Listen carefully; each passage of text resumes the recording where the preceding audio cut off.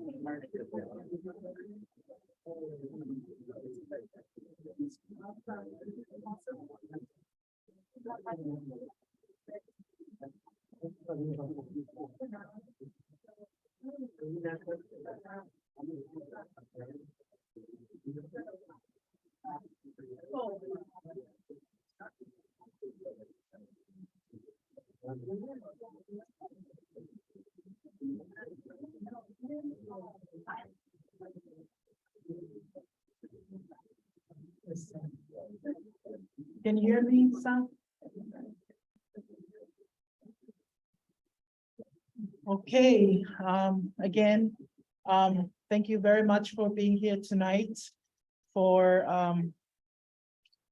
making the time out to come out and help not only our community, but also the city as we work towards putting together our environmental justice and safety elements for the general plan. My name is Violet Saena. I'm sure most of you know me by now, the Executive Director of Climate Resilient Communities. And on behalf of the City of Menlo Park, Change Lab Solutions, as well as Metropolitan Group, who have joined forces with most of you here tonight to take this journey with us, putting together the environmental justice element. Our purpose for tonight, some of you or may not have seen the draft element, and we are here to present and hope we'll get more feedback from you all to improve, or also to ensure that whatever we're putting together will benefit our communities today and for the future. So my role tonight, just want to introduce.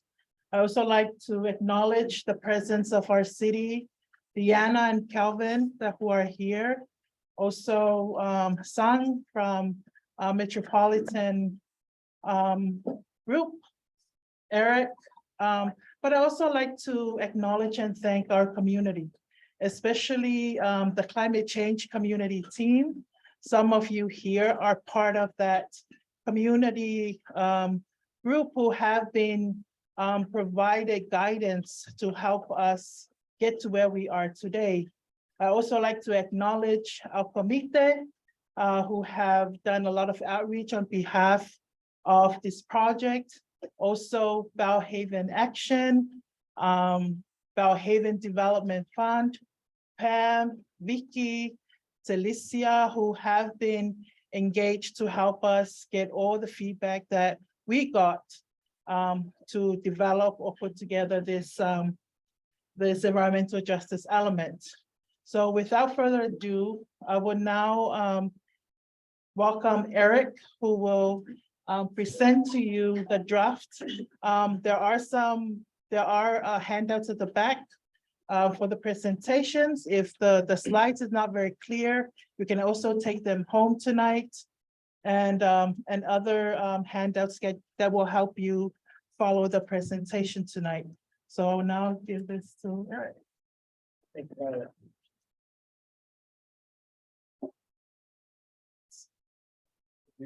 Perfect.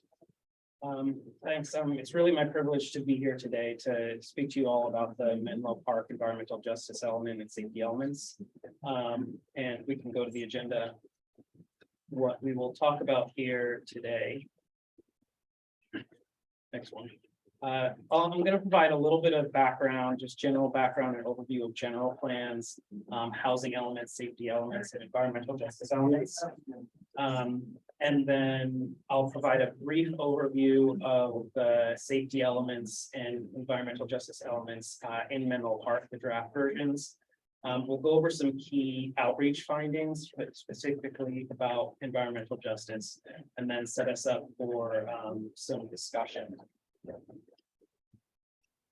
And so the goals of our meeting today are to revisit the findings from the community input that we've received to date, and to kind of reaffirm for anyone that wasn't part of those discussions, to hear anew what has been discussed, and for those that have, to kind of reaffirm what we heard. We're going to review and discuss some of the content of the environmental justice element, goals, policies, and programs. And the primary purpose of today is to receive feedback on that content. And so really the most important thing that we want to get out of today, and what we're hoping to spend the majority of the time that we have scheduled, is to hear from you and to hear what you think. From those of you who are not here in person, to be able to follow up on what you hear in the presentation and tell us what you think through other means, through email, and getting in contact with the city. So because we want to leave as much time as possible for discussion, and there'll be plenty of time for questions at the end. If you can please save questions and comments for once we've gotten through the content, especially since we have other people who are watching virtually. If you need to, feel free to write on the handouts that you have. If you something that comes up that isn't clear that you have questions about that you're going to want to ask at the end. And also remember that this is being recorded, so you'll be able to go back and listen to the presentation later if there's something that you miss. And the slides will also be available for review. And also noting that some of the content that is in the presentation and that we'll be speaking to in the conversations are in the handouts that you have. Next. So before I get started on the background, just so that I get a sense of where we are as a group, you can raise your hand if you know what a general plan is. Great, thank you. And if you also know what the purpose of the environmental justice element is. Thanks. And then if you can raise your hand if you've attended any workshop, focus group, filled out a survey, gone to the city's website, or in any other way engaged in this process for Menlo Park's environmental justice element. Great. So we've got a mixture here, and so we'll kind of go through this content. For some of you, this may be new, so it's important for the purpose of our discussion. That a general plan is a document that guides planning decisions across the city. And it does decisions related to all kinds of different aspects of the community, safety, circulation, transportation, housing, parks and open space, noise, air quality. And there are a variety of different topics that the state requires the city to address in their general plan. And it addresses these issues by setting an overall citywide vision and establishing a set of kind of themes or guiding principles. In Menlo Park, for example, balanced community, affordability focus, and social justice. And it uses that vision in those themes in order to align the goals, policies, and actions that are in all of these different elements. So an element is like a chapter. So next here.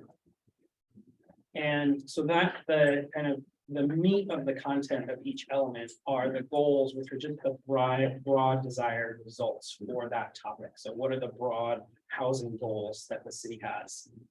The policies are the approaches that the city is going to commit to and take in order to achieve those goals. And then the programs are specific actions that the city will do in order to implement those goals and policies. And the actions may be things that the city has to do themselves, and they may be things that the city has to partner with other organizations or agencies to accomplish. And so general plans as a whole are very large documents. There's a lot of content in them. They take a lot of effort and time on the city's part and a lot of engagement. So they're not updated all that frequently as a whole. But the state requires the housing element to be required more frequently than the rest of the document. So the city, this current project, part of the current project was to update the city's housing element. And some goals for housing that were included in that element are equity, quality of life, diversity, housing variety, and affordability, and achieving those through a mixture of housing production, preserving existing housing, and protecting renters and tenants. And also to make sure that we address the needs of people that are experiencing homelessness. But the project also involved, as the city went through the process of updating the housing element, addressing these two other subjects, which has a lot of overlap with housing, and that's safety, which was a focused update, which I'll speak to a little bit, and environmental justice, which is a new element. And one of the reasons that the environmental justice element is a new element is because it's a topic that is newly required by the state for cities to address in their general plans. And so cities are required to address that when they do a major update of their general plan, or in particular, if they do a housing element update, then they're required to address this topic. But we also know that the city was interested in addressing this and in addressing environmental justice regardless of the state requirements. So briefly, for the safety element, the important part for our discussion today is that the work on that element was particularly focused in this round of the project. It had last been updated in 2013, but really the focus was to address some state mandated topics, in particular, protecting against the impacts of climate change and protecting against wildfires, in particular in residential areas that have only one entrance or exit. And the other important thing to know about the safety element is that a significant part of it is aligning with the county-wide, it's called a local hazard mitigation plan. And that hazard mitigation plan was adopted in 2021. And the hazard mitigation plan is contributed to by every city and town across the county. So it's a collaborative effort, multi-jurisdiction effort. And there was relatively significant amount of community engagement that was involved in creating that local hazard mitigation plan. So engagement across the entire county, over 2,000 surveyor responses received, for example, as part of the development of that plan. And for Menlo Parks, the unique aspects of the safety element in this city are the specific hazards, risks, and vulnerabilities that are here, and assessment of those, and some specific actions to reduce injury and to assess the ability to implement safety actions that might be in the hazard mitigation plan or might be specific to the city. And so safety element is implemented in multiple different ways. In particular, updating city codes like building codes, for example, aspects of the receiving, reviewing, and approving development applications. So if someone wants to build a new building and they submit an application to the city, the process of reviewing that application has implications for the safety element. Coordinating across organizations, safety organizations, and emergency response organizations such as police and fire, and collaboration with county and state agencies. So those are some of the kinds of activities that are in the safety element for implementation.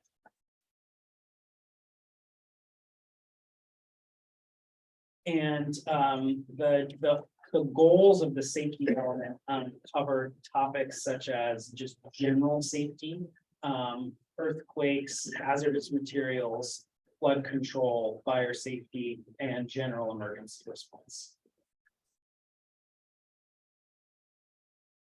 So for the environmental justice element, which is what we're going to talk about most today. Environmental justice, as defined by the state of California through the recent legislation, is the fair treatment of all of people of all races, cultures, and backgrounds with respect to environmental laws, regulations, and policies.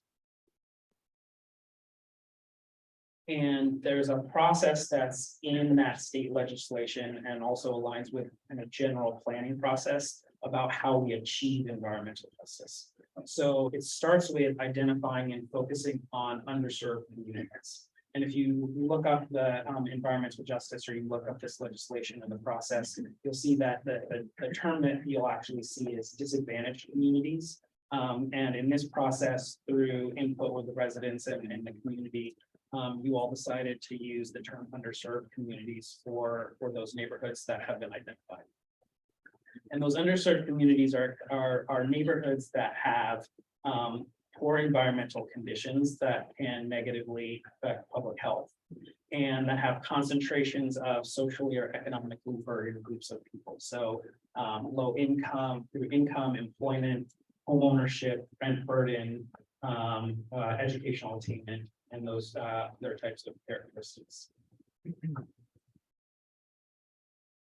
So in this particular project, we went through a process of looking at a lot of data, state accessible data and local data, to identify what underserved communities are in Menlo Park. And through that analysis, the two neighborhoods that were identified were Bellhaven and Bayfront.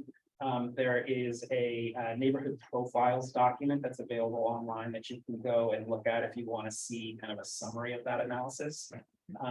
But these are the two neighborhoods that are focused on in the environmental justice element. And once we identify those neighborhoods, the objective is to reduce the unique, unequal, and unfair health risks that exist in those neighborhoods. And we do that by working to, at a minimum, ensure safe and sanitary homes, reduce pollution exposure, improve healthy food access, enhance public facilities, and incentivize physical activity. And for me in particular, increase civic engagement and prioritize investments in developments. And so it's important to note that we can't just rely on what the data said about what the health risks are and what the conditions are in the underserved neighborhoods.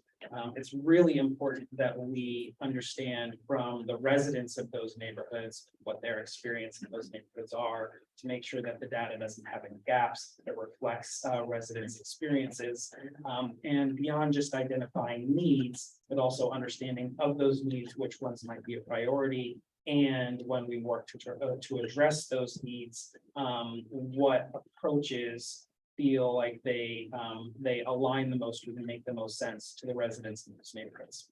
So as part of the project, the city has done a significant amount of community engagement, including bringing CRC on in order to kind of add some capacity to the city's ability to engage residents in these neighborhoods.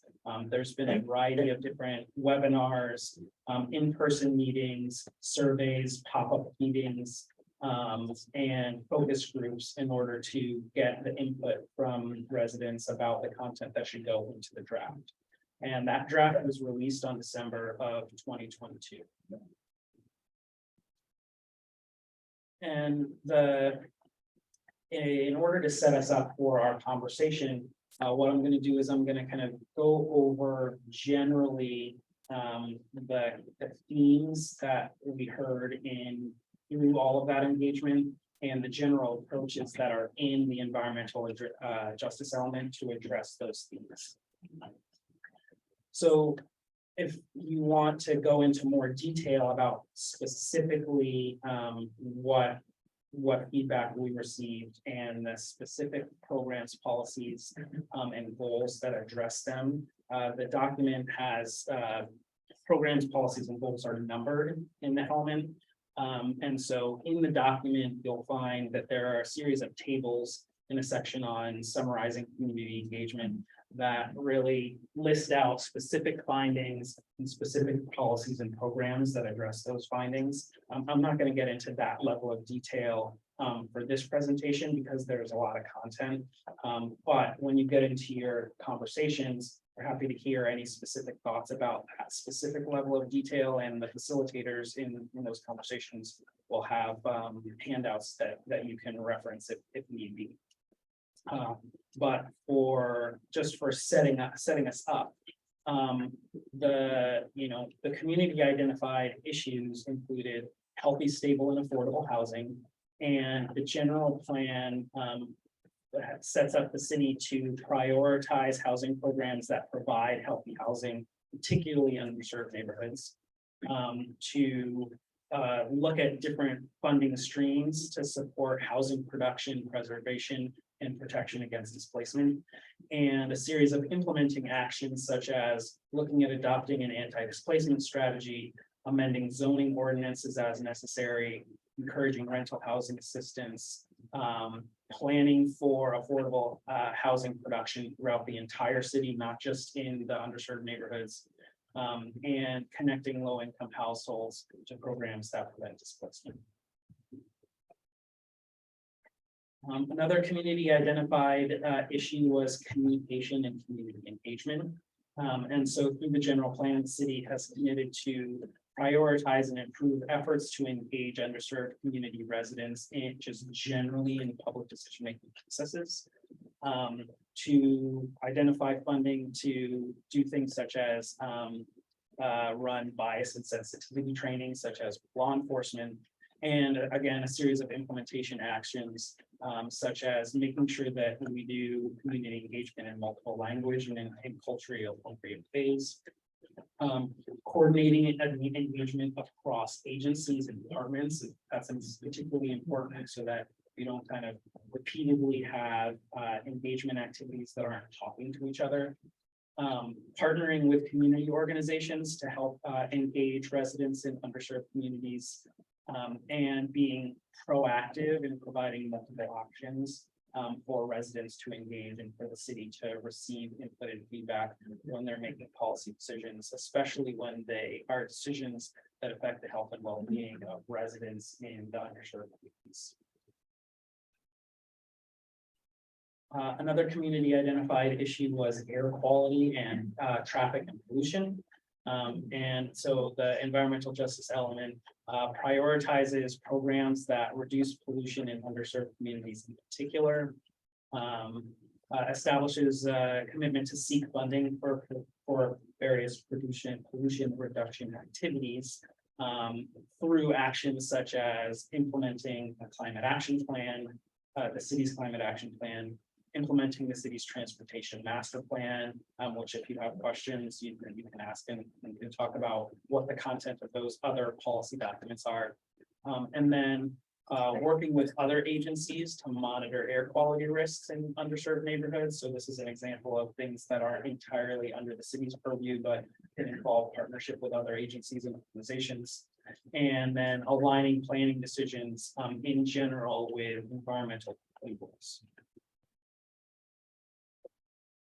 For walking, biking, and physical activity, prioritizing active transportation infrastructure in general, and through the city's capital improvement planning process, using a combination of funding to invest in complete streets, active transportation infrastructure, and other public improvements in underserved communities, and then implementation actions, again, implementing the transportation master plan, collaborating with residents in order to decide what public improvements to prioritize and how those public improvements should be designed and implemented, removing barriers generally to outdoor activity, and supporting street closures for community events.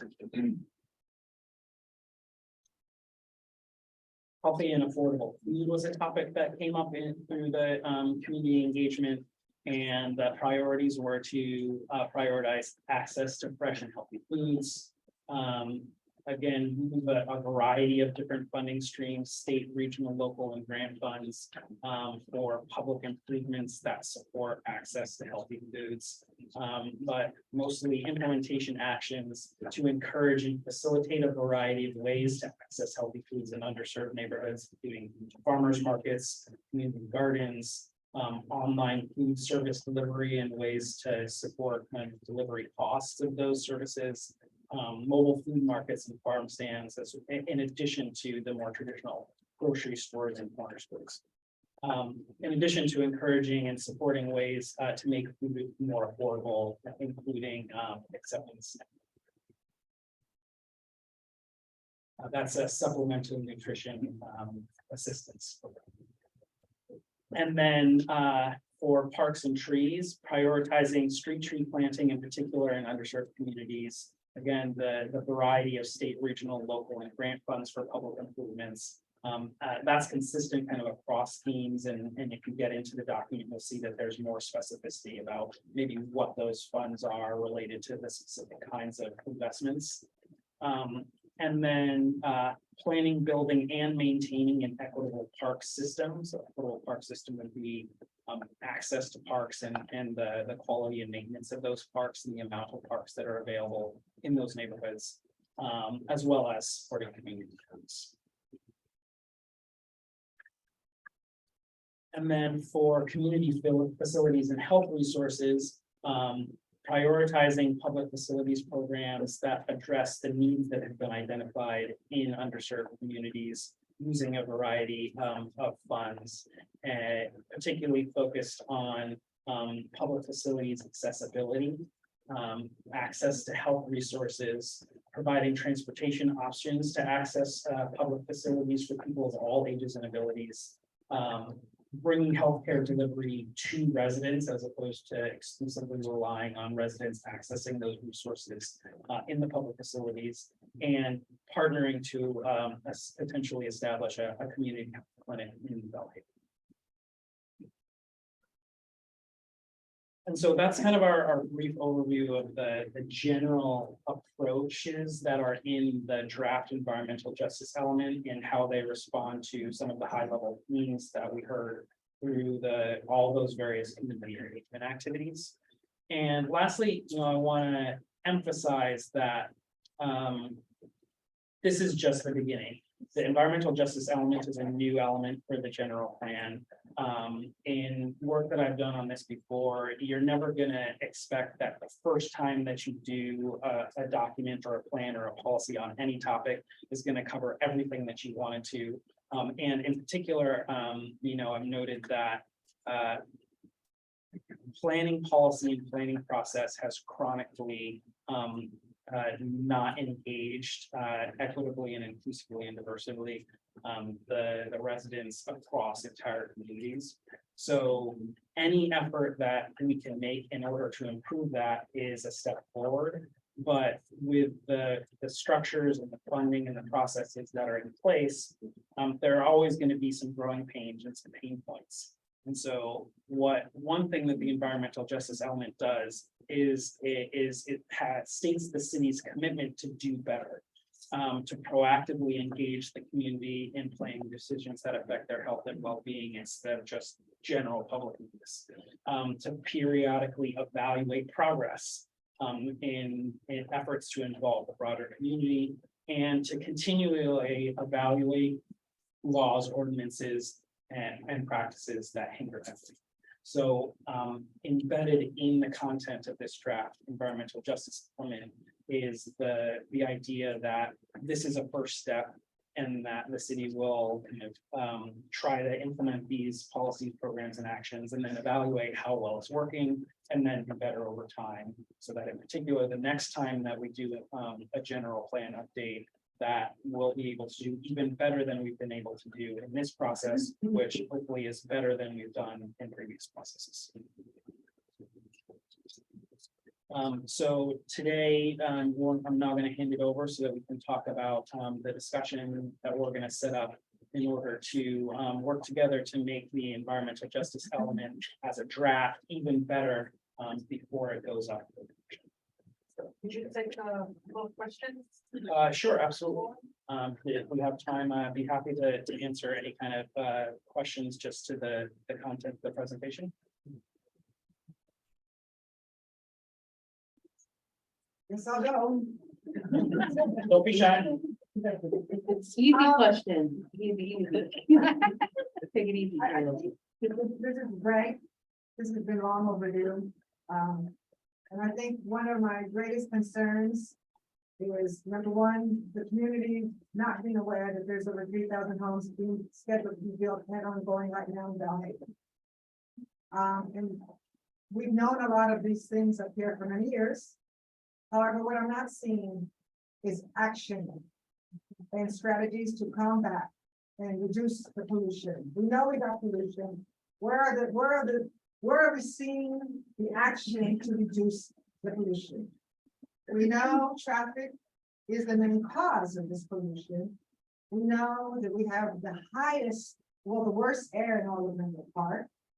We know we have the lowest percentage of trees in all of Menlo Park. Because West is 15%, Atherton is 23%, and I think we're at 7%.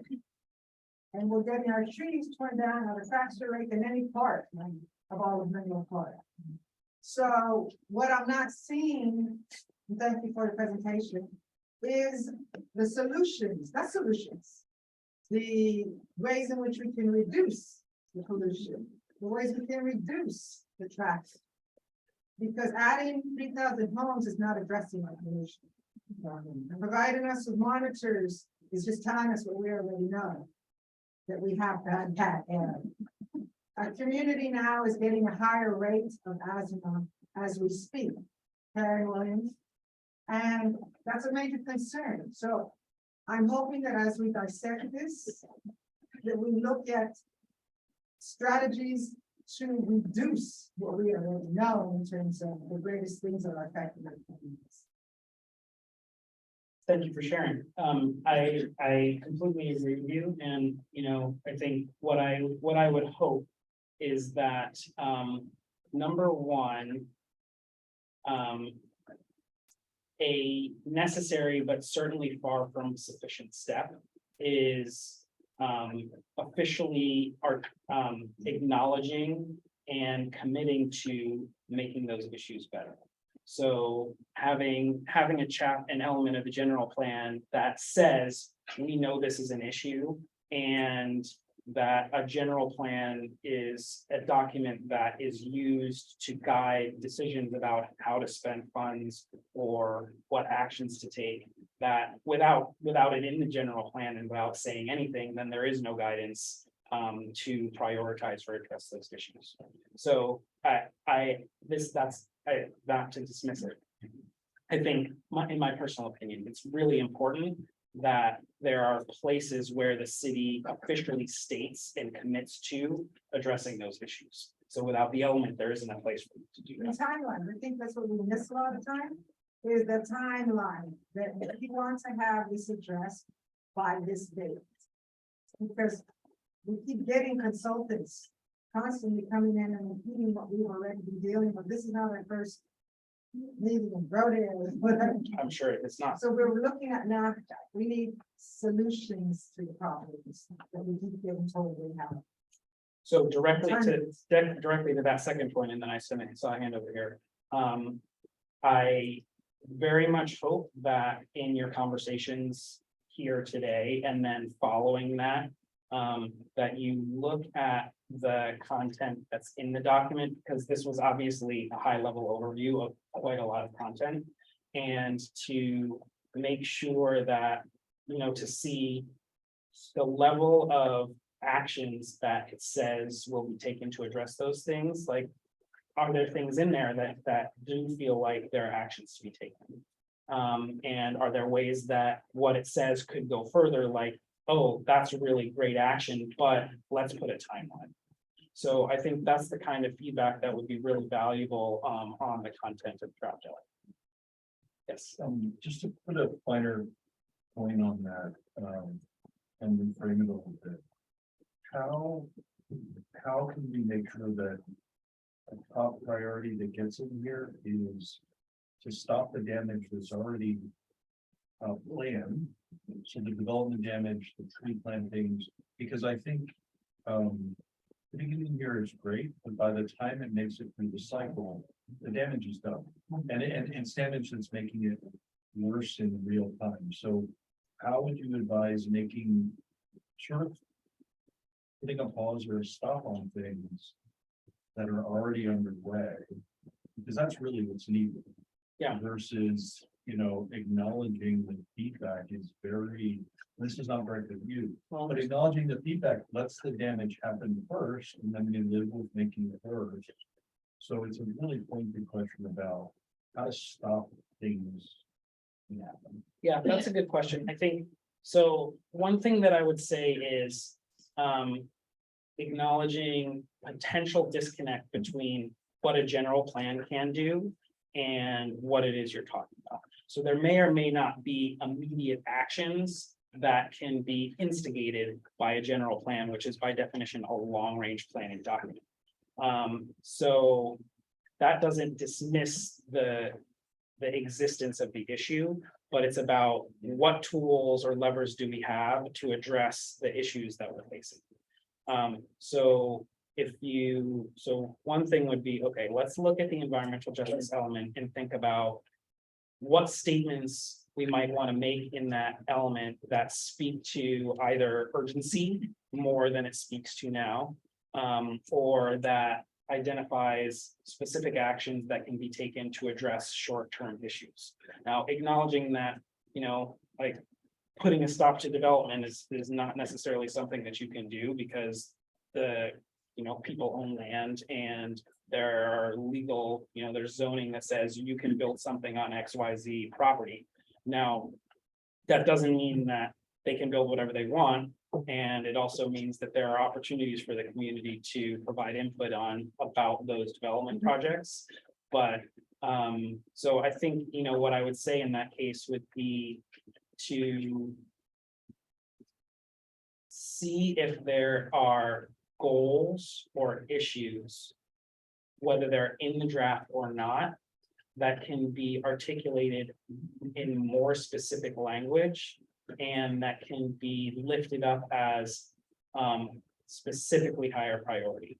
So maybe the content says just generally prioritize XYZ, but you feel like, now we need to be more specific in that. We want to say, these are the short-term priorities. And so maybe by establishing a short list of short-term priorities, then that gives the city like a stepping off point to then be able to have various agencies and departments or elected officials to go down a path of action in order to address those immediate term priorities using the tools that they have to do short-term things. So like general plan, if you only do it every 15 years, you can't do that to enable to address short-term things within certain months. So I think it's a really good point. It's important to understand the distinction between long-range planning and short-term action. But if you can identify ways for the environmental justice element to articulate short-term desires and kind of establish a direction for start here first, then that's what I would suggest. I think there's actually a step before you even get to short term. What can you do? Because realistically, you can have a short term plan that never surfaces. What can you actually do? And what can you actually commit to? I think that's what people are asking. If you can't control the building of people who come into a community because it's cheaper land to build skylines, it's people who may be coming from other countries, other states to make a profit off this community. And you say, and we're talking about the air quality in this community. It's not just the buses that come up and down Willow Road from Meta, but it's a building. I put a screen, a mesh kind of over my screen door when they were building the overpass. I changed that after a year and it was stiff from all of the pollution that was coming into the area where I live. See, those are the realities that people live with every day, and the politics are like putting a lipstick on a kid. You know, we live with politics over and over in these communities. You make promises that sound good on paper, but the reality is you're choking people out of the community. So we want solutions. We don't want promises. We don't want short-term commitments. You need to talk about what the hell you can do now. But don't just put a timeline on it. Tell us what you can do now, then put a timeline on it, and then put a consequence if that timeline is met. That's an excellent point. Can you just make sure that you keep tracking on time? I don't know, are we okay? Great. I want to respond to that. I don't know if I saw any hands. Okay, I see one. So.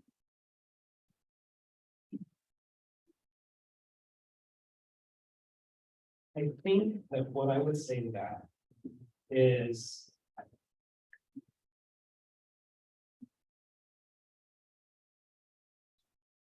Let's like. What I would want to do is I would want to try to set the city up for success to achieve the outcomes that you want to see. And so provide feedback on the document's content that identifies where it's falling short in those ways. And if you have specific suggestions about how to address how it's falling short, then put that in there. So, you know, the suggestion about, okay, let's identify a short list of these are the things to do first. And then it's like, okay, well, if you have that short list, do you have something to say about how to be specific about the actions you're going to take? And so again, you're likely to run into some difficulties around what you can include, you know, what fits within the long range plan, like structure of a general plan. But there could be an appendix, or there could be you establish, okay. I'll give you an example related to community engagement. Worked on another project, which was as the city wanted to do much more extensive community engagement than they were just physically able to do for the current round of general plan, given state mandated timelines and their budget constraints. And so they even had an equity group in the community that they had engaged in the past, and that had generated documents around things that they wanted to address. And they just couldn't logistically make it happen to get the kind of input that they could have gotten from that group.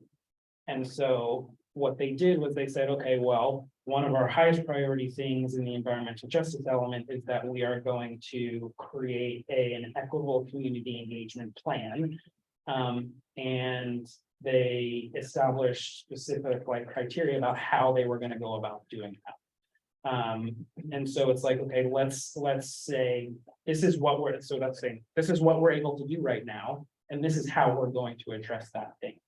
And I want to completely acknowledge that long-range planning can be unsatisfying in terms of experiences that I have today. And I'm not saying that as a planning professional, I'm saying that as a person, I totally understand that. And so what my role from my organization and in this process is to try to help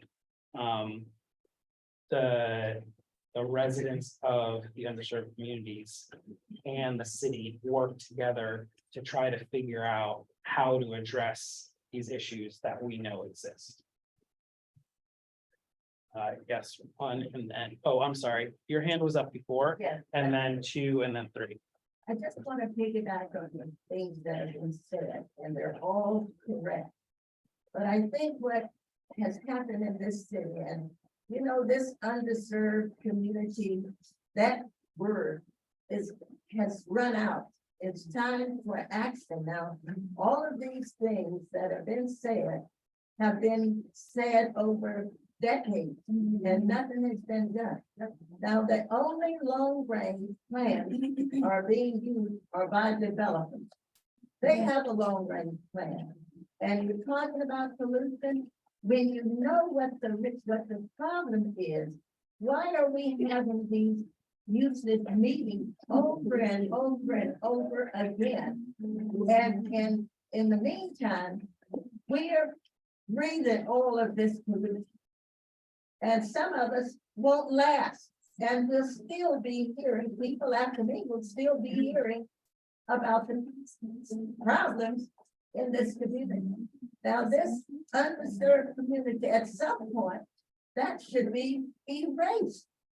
We can't keep doing the same thing and expect to get different results. It doesn't work. So we are tired of just coming to these meetings. It's a waste of time. Listening has nothing against you. You're doing a great job. With your presentation. But it isn't doing any good. It's just warming the same old food over and over again. So at some point, we are going to have to restructure what we are presenting because we've heard it already. Now, when you say pollution, now, how much more than cars and cars and cars will cause more and more pollution? But now, this is a postage stamp neighborhood. It cannot stand all thousands. Now, there are thousands of units being built in the Jefferson corridor. So, it didn't happen by itself. These things are being rubber stamped and being built. Now, yes, we all should have the ability to develop our property.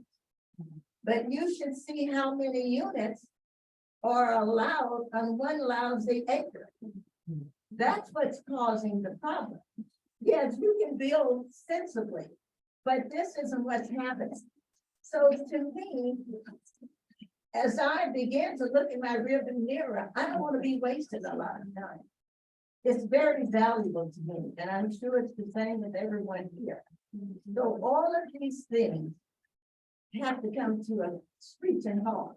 We have elected officials, we have appointed, we have staff, we have people that can correct this and can stop it. It has nothing to do with ownership of property, but you cannot be allowed to put all of this stuff in this little triangle neighborhood. It has to be a balance.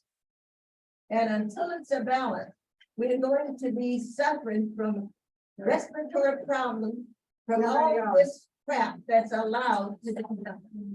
So it's nothing new. My God, I've been here for a lot of decades and I have heard the same thing and have been working to correct it. But, it has to change.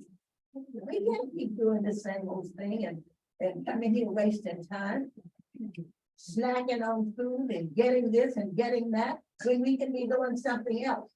But this is damaging the quality of life. And if you don't have quality of life, it's not worth living. Because your health is going to show the results of what we're doing here. Isn't there Yes. a part of a solution, whereas we kept getting things rezoned? And then once they rezone them, then they allow them to build things that weren't previously allowed? So to me, those are some options of solutions, that we stop changing the zoning. Because when I've been only zoned for 1 story, and then the next thing you know, the city changes it, and it gets rezoned for 7 stories. And then- Let me try and keep track of the queue and then check on the time. Okay,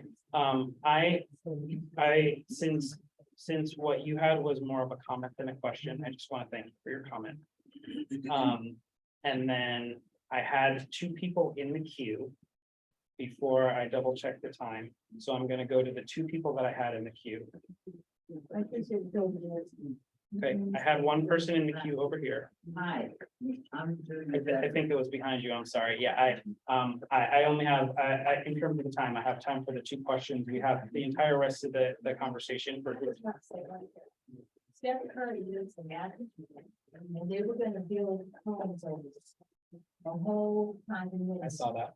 Yeah, and guess what? I bet you anything, those condos are not gonna be built. I hear what you're saying. But you do little parts, like you said, undeserved communities. And these houses are worth millions of dollars. I don't even know why you said that.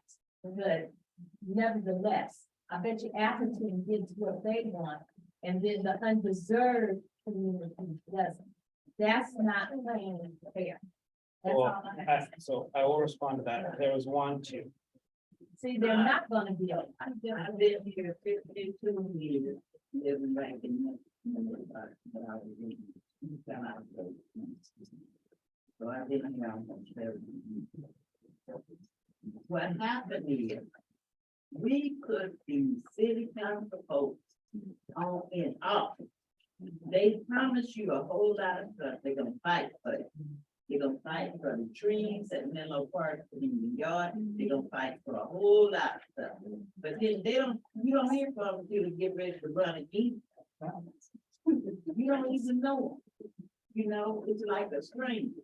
Then you call them. And we just got one that's really doing something in the community. That's what's here.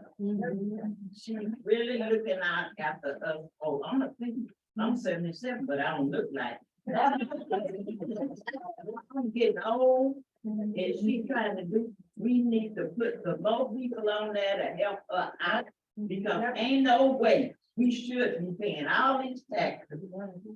Yes. Put houses behind me, I got 3 little huts back there. And they done they go to Home Depot, and then that's the sewer line.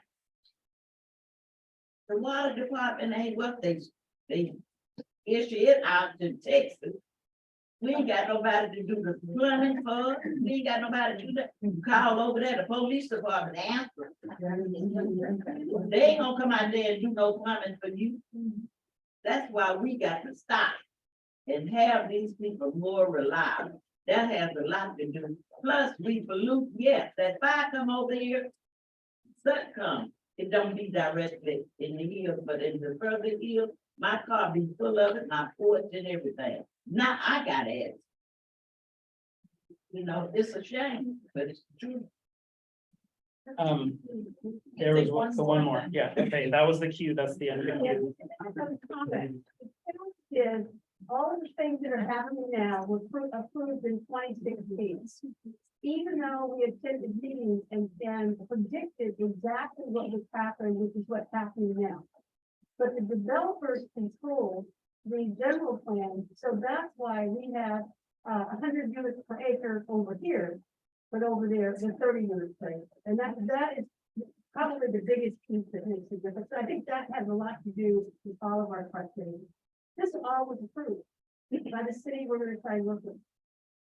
But we're gonna look at it. I'm gonna make it good. I'm gonna try to get everybody. She talked about the trees. My daughter was for Canada for 40 years. Love the trees and everything. But do the communities have the resources that help the disabled, the lower income people to take care of the trees? We need the trees back.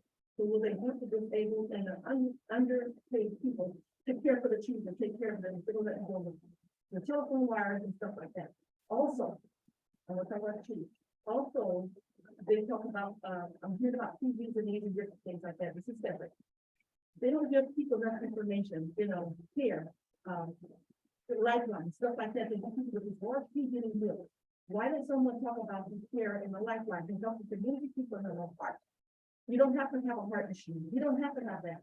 If the person needs more air and more water, there's a movement in the middle, which the doctor decided to give that extra percentage off to PG&E.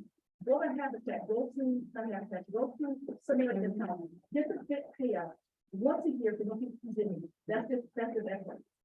How can a person protect their land that they own from having someone build something in the backyard? So when they do something like this, they see this. How do they protect their property and their land? Also, how do they get permits to build on their property, and how much square footage do they have to have to get a ADU? That is well needed. How much property you have to have square foot? I want a 6,200 square foot. So how much property is the town to get an ADU added? Without trying to kill them with the test. So that's, I'm trying to go faster right there. They're talking about, this and that, it's not improving, it's not this, I don't wanna go against no one. I was raised here, I know what it looked like. It's improved a lot, Bill Gates improved a lot, the whole thing improved a lot. Yes, you get the undercut stuff that's for over here in Belleville Park, yes, they get better stuff, and by the way, I think Steph Curry didn't win. So he's trying to put it on, he didn't win, so they're not building it, I thought he didn't win. He didn't win. I thought he didn't win, so I don't know, and I think they want to stop it. So I'm not sure, but the taxes, the trees, we need all that, but how are the owners, I'm not a homeowner, but how are the homeowners gonna protect their land from kind of something built on it? How can they get the information ahead of time and say, this is coming, that's coming, you guys need to petition? How can they get the information ahead of time with real time? Thank you very much. That's all I'm. Thank you. I feel the frustration. I do. And I want to acknowledge the frustration, at least I want to, because I promise you I understand, I do. And I want to help you try to reflect that frustration in ways that it can be addressed as much as possible in this environmental justice element. Because the state has set up this vehicle for you to try to address those things as a vehicle that did not previously exist. Now, I cannot speak to how effective it will be in the over the next 10 or 20 years, but I can tell you that the issues that exist are significantly a result of the policy levers that are available to make changes to cities. And those levers have been used in ways that have not addressed these issues. And the- Are you a consultant? I do not work for the city. You're a consultant. Is that changed? They're not consulting, but I'm doing it. So I have that personal. Yeah, that's a person. but You're welcome to look up our organization I know. and happy to speak to you about why I'm here or what it is that we do. But I'm speaking to you right now from me. I'm not speaking to you from the city. And so the reason that I am here is to try and help the participants of this community engagement process to make the environmental justice element a better environmental justice element. And I do not, I really believe that the way that is most effective to do that is to give you the opportunity to get into your group discussions, because the feedback that you provide in those group discussions is how city can get the things that you're saying more effectively than you telling it to me while I'm standing here. And so I want to hear what you have to say. I want to, let me finish why the thing that I could say about how to provide the input in the process in a way that will be effective to address some of the things that I've heard is to articulate and try and get written into the element specific actions and to articulate the ways that the current draft is not sufficiently articulating commitment or timeline or priority or specificity of issue that you're experiencing, like PG, like connection to specific programs or supports. And so regardless of where that stuff sits, I'm standing here to tell you that I believe that if that level of specificity and feedback about here is how you should evaluation and tracking over time. Have we been successful in implementing the goals that we have in this element? Well, we don't have the element yet, but if it's not, if there isn't a mechanism in there that says that the city is going to track these outcomes and then report back on them, that's the kind of accountability that you need to have for elected officials that say, we've got your back, and then they go and they don't speak to you, for you to say, well, look, the city has to track these things and they're tracking them, and the stuff that you adopted and implemented is not being tracked. Now, I know that you could say that independent of having an environmental justice element, but at least the way that the state law is established is that there is accountability built into general plans, and that's why they added environmental justice elements to general plans. And that's the limit of what I have in terms of control that you have. But I am here to try and help you use that tool to do a better job of addressing the issues that clearly are longstanding and frustrating. And I'm aware of them because I live in the Bay Area and I'm a planner and I keep track of these things. And I know about the stuff that has gone on in the peninsula and across the country, and I know that this is an issue. So basically, you're gonna show them what to do, how to do it, and get these issues there. I'm trying to help the city to do a better job of using their environmental justice element to address the issues that you are experiencing. That's why I am here.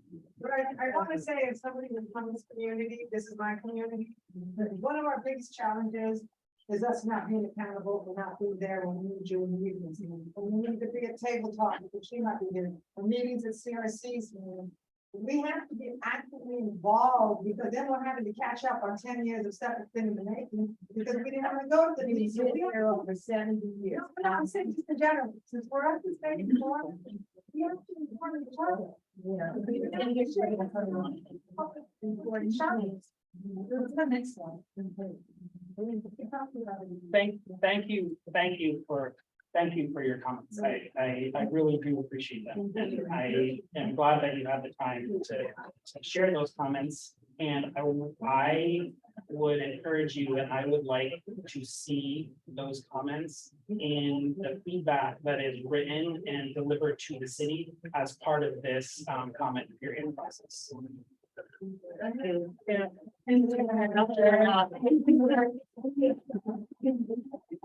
everyone. So next on our program, we're going to divide it into small groups so that you can share more, whatever you want to share to improve the draft.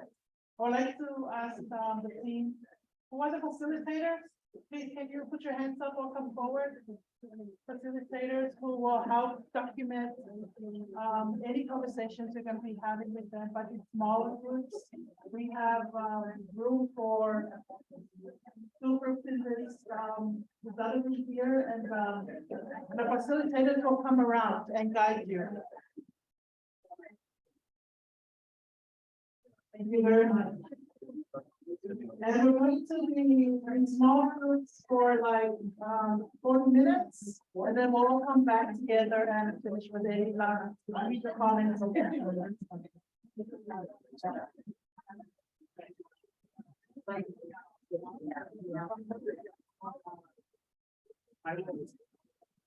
You guys can stay there. We'll have someone to come and maybe facilitate. Right, if you can just turn around.